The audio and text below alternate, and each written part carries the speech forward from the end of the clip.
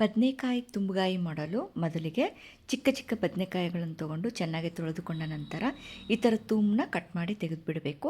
ಮತ್ತು ಇದನ್ನು 4 ಹೋಳು ಮಾಡ್ಕೋಬೇಕು. ಫುಲ್ ಕಟ್ ಮಾಡಬಾರ್ದು, ಸ್ವಲ್ಪ ಕೆಳಗಡೆ ಅಂಟ್ಕೊಂಡಿರಬೇಕು. ಈ ಥರ ಚೆನ್ನಾಗಿ ಮಾಡಿಕೊಂಡ್ರೆ ಅದರಲ್ಲಿ ಸ್ಟಫಿಂಗ್ ಮಾಡ್ಕೊಳ್ಳೋಕ್ಕೂ ಈಸಿ ಆಗುತ್ತೆ. ಇವಾಗ ಮಸಾಲೆಗೆ ಹಸಿ ಕೊಬ್ಬರಿ ಅಥವಾ ಒಣ ಕೊಬ್ಬರಿ, ಶೇಂಗಾನ ಸಣ್ಣ ಉರಿಗೆ ಕಂದು ಬಣ್ಣ ಬರೆಯುವವರೆಗೂ ಚೆನ್ನಾಗಿ ಹುರಿದುಕೊಳ್ಳಬೇಕು.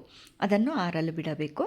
ಇವಾಗ ಕೊಬ್ಬರಿನ ಚೆನ್ನಾಗಿ ಚಿಕ್ಕ ಚಿಕ್ಕದಾಗಿ ಕಟ್ ಮಾಡ್ಕೊಂಡಿದ್ದೀನಿ. ಅದಕ್ಕೆ ಉಪ್ಪು, ಖಾರ, ಜೀರಿಗೆ, ಶುಂಠಿ ಮತ್ತು ಬೆಳ್ಳುಳ್ಳಿ, ಅಲ್ಲ ಬೆಳ್ಳುಳ್ಳಿ ಪೇಸ್ಟ್ ಇದ್ರೂ ಹಾಕ್ಕೋಬೋದು.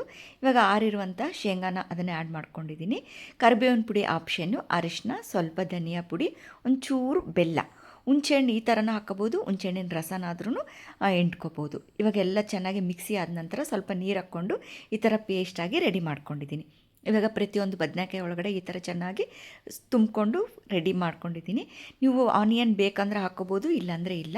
ಇವಾಗ ಕುಕ್ಕರಿಗೆ ಒಗ್ಗರಣೆ ಬಂದುಬಿಟ್ಟು ಎಣ್ಣೆ, ಸಾಸಿವೆ, ಜೀರಿಗೆ, ಕಡಲೆಬೇಳೆ ಎಲ್ಲ ಚಟ್ ಅಂದ ನಂತರ ಮೊದಲಿಗೆ ರೌಂಡಾಗಿ ಕಟ್ ಮಾಡ್ಕೊಂಡಿರುವಂಥ ಆನಿಯನ್ನು ಮತ್ತು ರೆಡಿ ಮಾಡಿಟ್ಕೊಂಡಿರುವಂಥ ಬದನೆಕಾಯಿ ಎಲ್ಲದನ್ನು ಹಾಕಿ ಮತ್ತು ಸ್ವಲ್ಪ ಮಿಕ್ಕಿರುವಂಥ ಪೇಸ್ಟನ್ನು ಅದಕ್ಕೆ ಆ್ಯಡ್ ಮಾಡಿಬಿಟ್ಟು ಅದರ ತುಂಬ ನೀರನ್ನು ಆ್ಯಡ್ ಮಾಡ್ಕೋಬೇಕು. ನಿಮಗೆ ರಸ ಜಾಸ್ತಿ ಬೇಕು ಅಂತಂದರೆ ನಾವು ಮಸಾಲ ಜಾಸ್ತಿ ಮಾಡ್ಕೋಬೇಕು. ಮತ್ತು ಆ ರಸ ಗಟ್ಟಿ ಇರಬೇಕು ಅಂದರೆ ನೀರಿನ ಅಂಶ ಸ್ವಲ್ಪ ಕಮ್ಮಿ, ನೀರಾಗಿರಬೇಕು ಅಂದರೆ ನೀರಿನ ಅಂಶ ಜಾಸ್ತಿ. 3 ವಿಸಿಲ್ ಹೊಡೆಸ್ಕೊಂಡು ನಂತರ ಇವಾಗ ಚೆನ್ನಾಗಿ ಬೆಂದಿದೆ.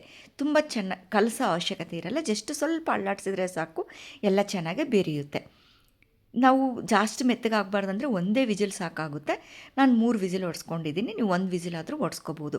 ಇವಾಗ ನೋಡಿ ಟೇಸ್ಟಿಯಾದಂಥ ತುಂಬ ಬದನೆಕಾಯಿ ಮತ್ತು ಆನಿಯನ್ ಇದು ನಿಮಗೆ ಆಪ್ಷನ್, ಬೇಕಾಗಿಲ್ಲ ಅಂದರೆ ಹಾಕ್ಕೊಳ್ಳೋ ಅವಶ್ಯಕತೆ ಇಲ್ಲ. ಇದಕ್ಕೆ ಬೆಸ್ಟ್ ಕಾಂಬಿನೇಷನ್ ಬಂದುಬಿಟ್ಟು ಜೋಳದ ರೊಟ್ಟಿಗೆ ಜೊತೆಗೆ ತುಂಬ ಟೇಸ್ಟಿಯಾಗಿರುತ್ತೆ. ಟ್ರೈ ಮಾಡಿ ನಿಮ್ಮ ಒಪಿನಿಯನ್ ತಿಳಿಸಿ.